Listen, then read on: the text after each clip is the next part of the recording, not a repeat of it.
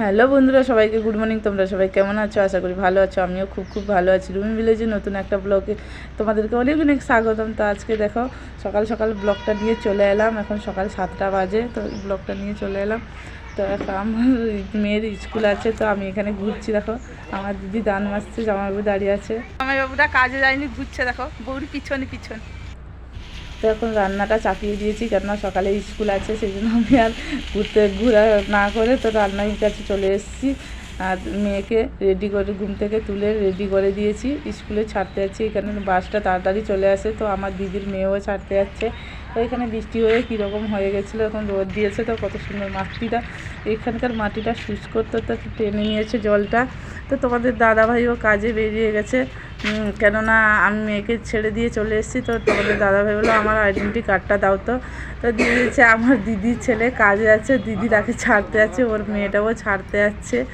বলছে হায় মা আসি। তো গেটের সামনে দিদি দাঁড়িয়ে আছে, ওর মেয়ে দাঁড়িয়ে আছে।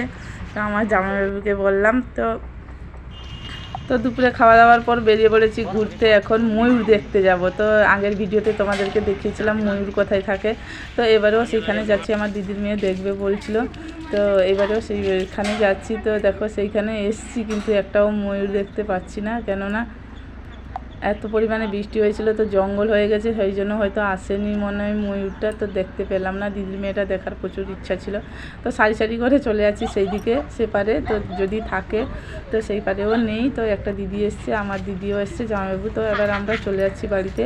তো আমার মেয়েকে আনতে যেতে হবে স্কুল থেকে।